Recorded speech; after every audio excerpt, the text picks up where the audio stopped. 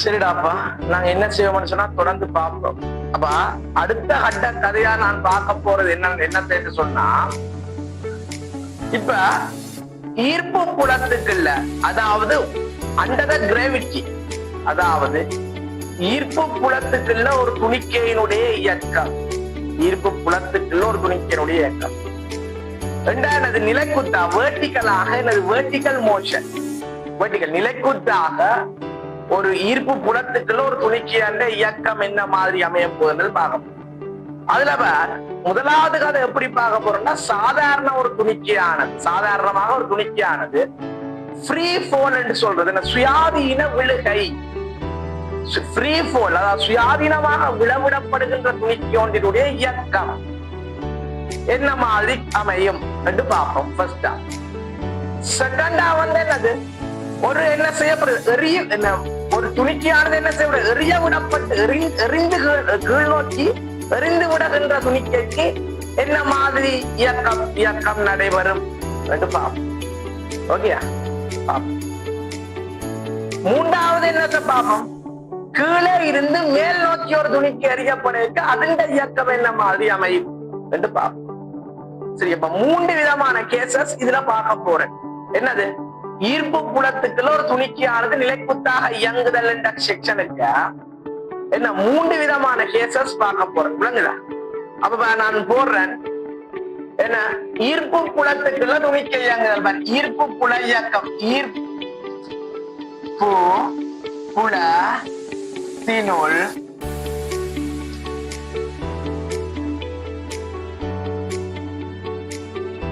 ஈர்ப்பு புலத்தினுள் துணிக்கைகளின் இயக்கம், துணிக்கையின்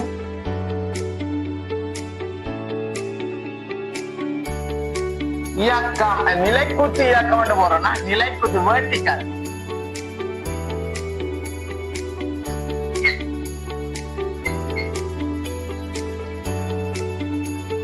ஓகே, இப்படி போடுறேன். ஓகே, ஈர்ப்பு புலத்துக்குள்ள துணிக்கையின் நிலைக்குத்து இயக்கம் என்று போறேன். இதுல முதலாவது நான் பார்க்க போறது என்னன்னு சொன்னா, ஃப்ரீ ஃபால், சுயாதீன விழுகை.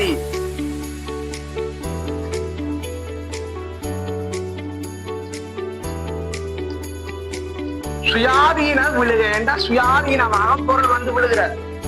ஏண்டா நீ விலங்கோட சுயாதீன விழுகை என்றா என்னத்தை நான் மீன் பண்றேன்னு சொன்னா, ஆரம்ப வேகம் 0 அந்த துணிக்கையானது இயங்குது என்றாதான் ஃப்ரீ ஃபால், சுயாதீன விழுகை என்றது நான் மீன் பண்றேன். சுயாதீன விழுகை என்றா என்ன, ஆரம்ப வேகம் 0 நடக்கிற கதை. சரியா? அப்ப ஒரு உயரத்தில இருந்தா நான் விழா ஒண்ணுமே இல்லை. அப்ப நான் இப்ப ஒரு சும்மா யோசிக்கிறேன், படமா போடுவோம், படமா போட்டா ஈஸி. இதுதான் ஒரு துணிக்க என்ன செய்யுது, ஒரு இந்த உயரம். ஓகே, என்ன உயரம், ஒரு கேபிட்டல் H என்ற உயரத்தில இருந்து சுயாதீன விழுகைக்கு உட்படுத்தப்படுகிறது பொருள். ஈர்ப்பு புலத்துக்கு, அதான் ஈர்ப்பு புலத்துக்குள்ள துணிக்க விழுகுது.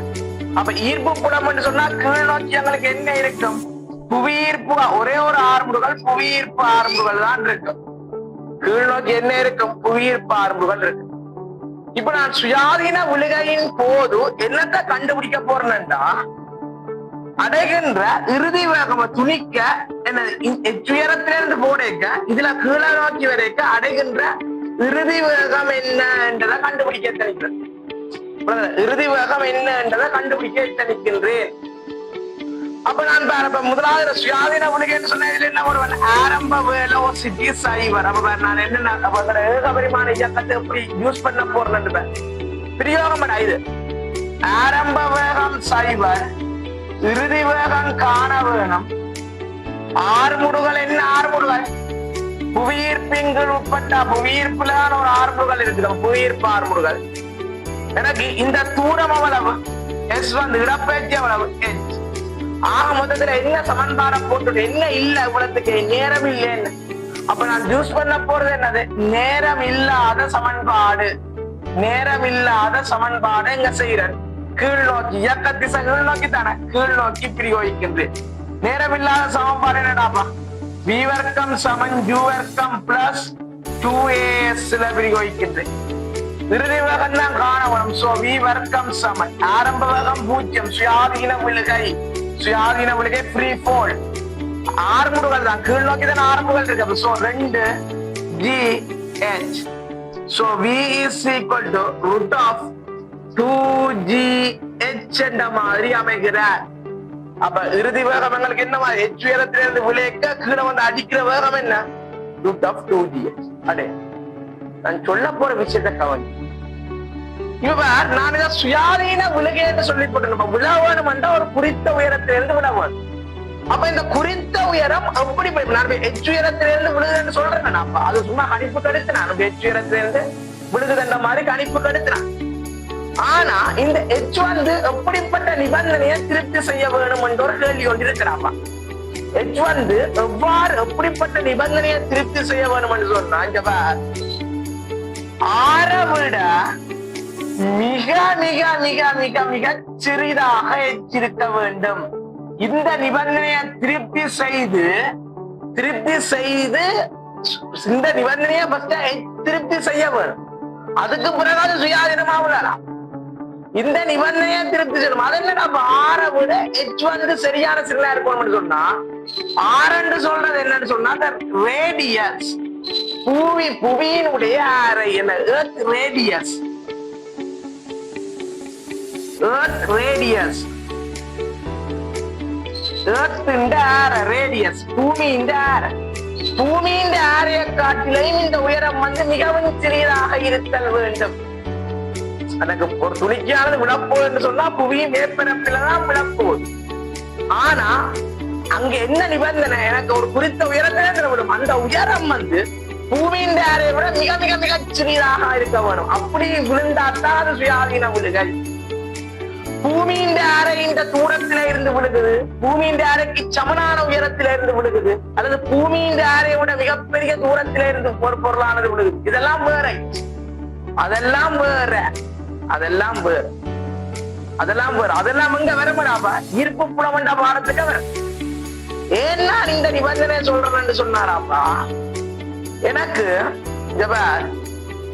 பூமி வந்து தன்னச்சூழ ஒரு புலத்தை கிரியேட் பண்ணி வச்சிருக்கு. பூமி தன்னச்சூழ கிரியேட் பண்ணி வச்சிருக்கிற புலத்தில இருக்கிற ஈர்ப்பு புலச்செறிவு தான் ஜி. அப்ப அந்த ஈர்ப்பு புலச்செறிவுக்கு வந்து ஒரு கோவை ஒன்று படிப்பீங்க. ஜி சமன் ஈர்ப்பு புலச்செறிவுக்கு G capital M over G capital M over R square என்ற மாதிரி படிப்பீங்க. படிப்போம் G capital M over R square. இது எப்படி வருதுன்னு சொன்னாராப்பா. இது எப்படி வருதுன்னா இது இப்படி ஒரு கோவை ஒன்று இருக்குது. G capital M over R square சொல்லி இப்படி ஒரு கோவை இருக்கு. ஜிக்கான கோவை பாரு, ஜிக்குரிய ஃபார்முலா. இந்த ஃபார்முலாவில எனக்கு பூமியின் அறை மிக பெருசு விளங்குது. அப்ப எனக்கு இந்த ஜி இந்த பெருமானம் எனக்கு தெரியும். மண்ணளவு 9.8 உங்களுக்கு தெரியும். பூமியின் ஈர்ப்பு புல செறிவுண்ட பெருமானம் 9.81 மாறி வரும். அது நாங்கள் பூமியின் அறைய பிரதியிடக்கதான் 9.81 விளங்குதல்ல. இப்ப அதனாலதான் நான் சொல்றேன். இதுல என்ன சொல்றேன்னா பூமியின் அறையை விட மிகச்சிறிதான உயரத்திலிருந்து துணித்தோண்டு போடப்படைக்கதான் எனக்கு இந்த ஈர்ப்பு புலச்செறிவு ஜீண்ட பெருமானம் எனக்கு அந்த 10 அல்லது 9.1 அந்த பெருமானங்களுக்குள்ள இருக்கும் என்றது நிபந்தனை. பூமியின் உயரத்தை பூமியின் அறையை விட என்னது தலைமடங்கு உயரத்தில இருந்து போடப்படைக்க எங்களுக்கு வந்து வேற விசைகள் வரும். என்னடாப்பா கவர்ச்சி விசைகள் வரும். கவர்ச்சி விசையால நாங்கள் சக்தி காப்பு அதுக்கு ஏகபரிமாண நேர்கோட்டு இயக்கம் பயன்படுத்த முடியாது. சக்தி காப்பு தத்துவத்தை போட்டுத்தான் அதுக்கு செய்ய வேணும். விளங்குது இல்ல? அப்ப இங்க என்ன நிபந்தனை? ஏற்ற ரேடியஸை விட இது விளவிடப்படுகின்ற உயரம் என்ன விடுவிக்கப்படுகின்ற உயரம். துணிக்கை விடுவிக்கப்படுகின்ற உயரம் எப்படியா இருக்கணும்? மிகச்சிறியதாக இருக்கும். அதுல இருந்து நான் என்ன சொல்றேன்? ஜி சமன் G capital M over R square. இதை தெரிஞ்சுக்கொள். இது தெரிஞ்சுக்கொள். அதாவது இதுல இருந்து இதன் விளக்கம் என்னன்னு சொன்னா அந்த உயரம் என்று சொல்றது எதுக்க வருகுது? என்னது பூமியின் ஈர்ப்பு புலத்துக்குள்ளதான் வருகுது என்றதை நாங்கள் என்ன செய்யறோம், உறுதிப்படுத்திக் கொள்றோம். புவியின் ஈர்ப்பு புலத்துக்குள்ளதான் இந்த கோதாரி போன விஷயம் நடக்குது என்றதை உறுதிப்படுத்திக் கொள்றோம். விளங்க இல்ல, ஆனா பூமிய சூழ ஒரு புலம் உண்டு. பூமிய சூழ எல்லா இடமும் புலம் இல்ல. பூமிய சூழ ஒரு கொஞ்சம் பிரதேசத்துக்கு பூமியை நான் இப்படி எடுத்துறேன்னு சொன்னேன். இது பெரிய கதை. பூமி இப்படி இருக்குன்னு சொன்னா பூமிய சூழ ஒரு குறிப்பிட்ட அளவு தூரத்துக்கு தர்றப்ப என்ன இருக்குது, புலம் இருக்கும். இப்படி விளங்குதா, ஒரு குறிப்பிட்ட அளவு பிரதேசத்துக்கு தான் புலம் இருக்கும். அங்கால புலம் இருக்கா, அது உனக்கு விளங்கணும். பூமியை இதாண்டா நீ இதாண்ட எடுத்தினான்னு சொன்னா அதை சூழ ஒரு குறிப்பிட்ட அளவு தூரத்துக்கு தான் புலம் இருக்கும். பூமிய சூழ அதுக்கு அங்கால புலம் இருக்கா. அப்ப ஒரு துணிக்கிய நான் பார் இதுல இருந்து எறிஞ்சு விட்டனண்டா புலத்தை தாண்டி வெளியே போற கதையும் அமையலாம் தான். என்ன அதுக்கு உதாரணம் என்னடா, இந்த ராக்கெட்டுகள் அனுப்புறது ஒரு கோல்ல இருந்து இன்னொரு கோலுக்கு அனுப்பி விளையாடுறது இல்ல. இந்த இதுகள் இந்த சந்திரயான் 3 இதுவெல்லாம் அனுப்பப்பட்டது இல்ல. இந்தியா வந்து அனுப்பிடாது சந்திரயான் 3 எங்க சந்திரனுக்கு அனுப்பி, நிலவுக்கு அனுப்பினது இல்லடா. அதான பாருப்பா, அதெல்லாம் அந்த கேசுகள் எல்லாம் என்ன செய்யணும்டா, பூமியின் என்னது புலத்தை தாண்டி என்னது அப்படியா கேசுகள் எல்லாம் வேற. இப்ப நான் என்ன சொல்றேன்னாடாப்பா, அப்படிப்பட்ட கேசுகள் எல்லாம் அமையும் என்று சொல்றேன். அப்ப பூமியின் புலத்தை தாண்டி எங்களுக்கு வெளியில போறதுன்ற ஒரு செயற்பாடு இருக்குது எல்லாம். அந்த செயற்பாட்டுக்கு நாங்கள் இந்த மேற்பரப்பில கொடுக்க வேண்டிய வெலோசிட்டி தான் சொல்றது தப்பல் வேகம். தப்பல் வேகம் எஸ்கேப் வெலோசிட்டி. அப்ப எஸ்கேப் வெலோசிட்டி என்ற என்னன்னு தெரியும். தப்பல் வேகம். தப்பல் வேகம் என்னது, ஈர்ப்பு புலத்தை தாண்டி துணிக்க போறதுக்கு கொடுக்க வேண்டிய மினிமம் வெலோசிட்டி. மேக்சிமம் எவ்வளவு, மினிமம் அதை தாண்டி எவ்வளவு குணமும் கொடுக்கலாம். அந்த மினிமம் அந்த ரேஞ்சை தான் பார்க்கணும், அந்த மினிமத்தை தான் பார்க்கணும். மினிமம் வெலோசிட்டி அதான் தப்பல் வேகம். எனக்கு அப்ப நான் என்ன சொல்றேன், இந்த ஈர்ப்பு புலத்துக்குள்ளதான் இந்த உயரம் இருக்குது என்றதை உறுதிப்படுத்துறதுக்கு தான் இந்த நிபந்தனை எடுக்கின்றேன் என்றதை புரிந்து கொள். விளங்குதானே, இது ஈர்ப்பு புல கதையை நாப்பா பெரிய கதை வேறுபடா. இது ஈர்ப்பு புல கதை பாடம் சின்ன இருந்தாலும் அங்க வச்சுதான் மடிய விளக்கமா கதைக்கலாம். ஈர்ப்பு புல பாடம் சிறிய பாடமாக இருந்தாலும் அங்க அந்த இடத்துல இருந்துதானப்ப என்ன செய்யலாம், இந்த கதையெல்லாம் கதைக்கலாம். விளங்குதா, இதுல வச்சு கொண்டு நான் இப்படி எடுத்து காட்டினேன். Root of V7 root of 2GH என்ற ஈக்குவேஷன் எடுத்து காட்டினேன். ஓகே, அப்படி எடுத்து காட்டினேன். சரி, அப்ப ஏகபரிமாண இயக்க சமன்பாடை மாத்திரம் போட்டுத்தான் எனக்கு இந்த இறுதி வேகத்தை கணித்துக் கொள்ளலாமா என்று ஒருத்தன் கேட்கிறான்டா. இல்ல, சக்தி காப்பு தத்துவத்தை போட்டு கணித்துக் கொள்ளலாம். அதுக்கு நான் சொல்ல போற பதில் இதுதான். தனியா இந்த சமன்பாடம் போட்டு மாத்திரம் தான், அதாவது V வர்க்கம் சமன் U வர்க்கம் பிளஸ் 2AS என்ற ஏகபரிமாணமான இயக்க சமன்பாடம் போட்டு மாத்திரம் தானா இந்த V கணித்துக் கொள்ளாமன்னு கேட்டா இல்ல. V கணிக்கிறதுக்கு இன்னொரு மெத்தட் இருக்குது. என்னது, சக்தியை பயன்படுத்துறது, சக்தி காப்பு தத்துவத்தை பயன்படுத்துறது. அது வழியாக இந்த H உயரத்தால புவி மேற்பரப்பு இது. அப்ப இதுல இருந்து இந்த H உயரத்துல எவ்வளவு சேமிக்கப்பட்டிருக்கிற சக்தி, சக்திக்கான கோவை எழுதுறேன். வேற என்னது mgh என்று எழுதுவதில்லை. சேமிக்கப்பட்ட சக்தி எனக்கு என்னது சக்தியல் எடுத்து எழுதுறேன்டாப்பா. சேமிக்கப்பட்ட சக்தி என்னது, ஓகே, சக்தியல் என்று எடுத்து எழுதுறேன். எனது mgh என்று இவ்வளவு சக்தியும் கீழ் நோக்கி வரைக்கும் பூஜ்ஜியமாகுது. அப்ப இதுல இருக்கிற அழுத்த சக்தி எல்லாம் பூஜ்ஜியமாகுது இந்த இடத்துக்கு வரைக்கும். அப்ப இதுல இருந்த அழுத்த சக்தி முழுவதும் இங்க வரும்போது பூஜ்ஜியமாகிறதுன்னு சொன்னா அழுத்த சக்தி எங்க போனதுன்னா அது ஒரு இடம் போயில்ல, இந்த துணிக்க இயங்குறதுக்கு பயன்படுத்தப்பட்டிருக்குது. அப்ப இதுல இருக்கப்பட்ட அழுத்த சக்தி முழுவதும் இங்க வரைக்கும் என்ன சக்தியாக மாறி இருக்கும், இயக்கப்பாட்டு சக்தியாக மாறி இருக்கும். இதுதான் சக்தி காப்பு தத்துவம். இதுல இருந்த அழுத்த சக்தி அனைத்தும் கீழ்நோக்கி இந்த இடத்துக்கு வரைக்க இயக்கப்பாட்டு சக்தியாக மாறி இருக்கும். இதானப்பா சக்தி காப்பு தத்துவம். அப்ப சக்தி காப்பு தத்துவத்தை போட்டும் என்ன செய்யலாம், V7 ரூட் ஆஃப் 2GH என்ற முடிவை நான் எடுத்துக்கொள்ள முடியும். பட் இது இன்னொரு கதை இருக்கு. அப்ப நீ சொல்லுவ அப்ப இதுல வந்து ஈர்ப்பு புலம் செல்வாக்கு செலுத்தாதோ. அப்ப வேற என்ன, ஈர்ப்புல ஈர்ப்பு அழுத்தம் ஒன்று தானே. அப்ப ஈர்ப்பு அழுத்தம் இதுல செல்வாக்கு செலுத்தாதோ என்று கேட்கலாம். செல்வாக்கு செலுத்தாது. எப்ப நான் இந்த துணிக்கைய புள்ளி திணிவுகளாக கருதும் வரைக்கும் செல்வாக்கு செலுத்தாது. விளங்குதா? இது ஒரு புள்ளி திணிவு, சிமோனியன் திணிவு புள்ளி திணிவாக கருதுகின்ற பட்சத்துல எனக்கு என்ன செய்யாது? சிறிய திணிவுகள் இருக்கு, அதனால எனக்கு என்ன செய்யாது? செல்வாக்கு செலுத்தாது. ரெண்டு யோசிக்கலாம். செல்வாக்கு செலுத்தாது என்று யோசிக்கலாம். ஆனா இது புள்ளி திணிவு அல்ல. இவரும் எனது பூமியை போல ஒரு மிகப்பெரிய ஒரு திணிவு தான். கேஸ் மாறு, அது கதை மாறும். அது ஈர்ப்பு புலத்துல கதைக்கு வரும். அது வேற கதை, அது வேற கதை. அதுக்கும் சக்தி காப்பதற்கு எல்லாம் போட்டு சேருது. ஆனா நாங்கள் போட போற சக்தி MGH அழுத்த சக்தியை கொடுக்க மாட்டேன், ஈர்ப்பழுத்த சக்தியை தான் கொடுப்பேன். ஈர்ப்பழுத்த சக்தியை தான் கொடுப்பேன். சக்தி காப்பதத்துவம் எதுக்கு எப்படி எங்க எந்த மாதிரி யூஸ் பண்றதுன்னு தெரியாம அது விஷயம் இருக்குது. வழியா கவனம். அதாவது இப்ப வேற எங்களுக்கு இந்த H வந்து பூமியின் ஆரையை விட மிகவும் சிறியதாக இருக்கிறதால நான் MGH போடுறேன். விளங்குதான் உனக்கு விஷயம்? ஒருவேளை பூமியின் ஆரைக்கு சமனான திணிவுகளாக இருந்தால், பூமியின் ஆரைக்கு பூமியின் ஆரைய மாதிரி எனது 3ல் 1 பங்கு ஆரையுடைய இந்த திணிவு, அப்ப இந்த திணிவு வந்து புள்ளி திணிவுகளாக கருதி பூமியோட ஒப்புடைக்க இவர் ஒரு புள்ளி திணிவு மாதிரி தானடா.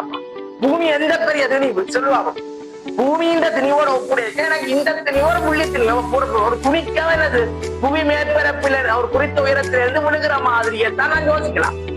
விளங்குதுடாப்பா? ஒரு துணிக்க என்ன செய்யுது? என்ன ஒரு குறித்த உயரத்தில இருந்து விழுகுது என்று யோசிக்கலாம். இப்ப பூமியின் திணிவோட ஒப்புடைக்க இந்த திணிவை புறக்கணிக்க முடியாது, புள்ளி திணிவாக கருதி கொள்ள முடியாது என்று சொன்னா கேஸ் வேறு. அது ஈர்ப்பு புலத்துலதான் செய்யறது. அப்படி எடுத்து செய்ய வேண்டி வந்தா அது ஈர்ப்பு புலம். ஈர்ப்பு அழுத்தத்தை வச்சு செய்யறது.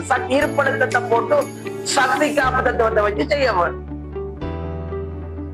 இல்லை, அது வேற கேஸ். அது வேற கேஸ். அது ஈர்ப்பு அழுத்தம். அப்ப ஈர்ப்பு அழுத்தம் என்றது வேறடா. ஈர்ப்பு அழுத்த சக்தி என்றது வேற.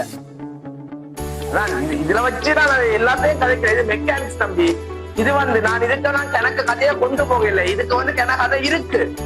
இது உழவன் தானோன்னு யோசிக்காது. இதைத்தான் மெக்கானிக்ஸை விரிவுபடுத்தி கொண்டு போக போக போக வாரதான் நாங்கள வாரம் மற்ற பாடங்கள் பட்டதை விளங்கிக்கொள். இது பெரிய கதை. இதனால் இப்ப விரிக்க வலிக்கிறேன்னு சொன்னா எங்க இப்ப ஓரளவு விரிச்சு எங்க போட்டு ஈர்ப்பு புலத்துக்குலாம் போட்டு விளங்க. ஓரளவு பெருசாக்கினோடனே எங்க போட்டுறா? அப்ப ஈர்ப்பு புலத்துக்குலாம் போட்டு பாடம் விளங்க. இல்ல இன்னும் பெருசாக்கி உடனே போக மாட்டா கரைச்ச. சரிதான்? அப்ப நாங்கள் என்ன செய்வோம்? எங்களை வரையறைக்கு உட்பட்டு நின்றே யோசிப்போம். சரிதான்? வரையறைக்கு உட்பட்டு நின்றே யோசிப்போம். என்ன வரையறை என்றா இந்த நிபந்தனையே சொல்ல வேண்டியதான். இந்த நிபந்தனை அப்ப நான் கேஸ் ஈர்ப்பு புலத்தினுள் துணிக்க என்ற நிலைக்குரிய காத்தில முதலாவது கேஸ் பார்த்தது சுயாதீன விழுகை. சுயாதீன விழுகைன்னு சொன்னா என்ன? நீ விளங்கவன நீ ஆற விட எங்களுக்கு எந்த ஆறு பூமியின் ஆரையை விட விளைவிக்கப்படுகின்ற உயரம் மிகச்சிறியது. இப்ப பூமியின் ஆரையை இப்ப எவ்வளவு? 6400 கிலோமீட்டர். பூமியின் ரேடியஸ் எவ்வளவு? 6400 கிலோமீட்டர். பூமியினுடைய ஆரை 6400 கிலோமீட்டர். ஓகே, பூமியினுடைய ஆரை பூமியின் ஆரை சரிதான? பூமியின் ஆரை 6400. 6400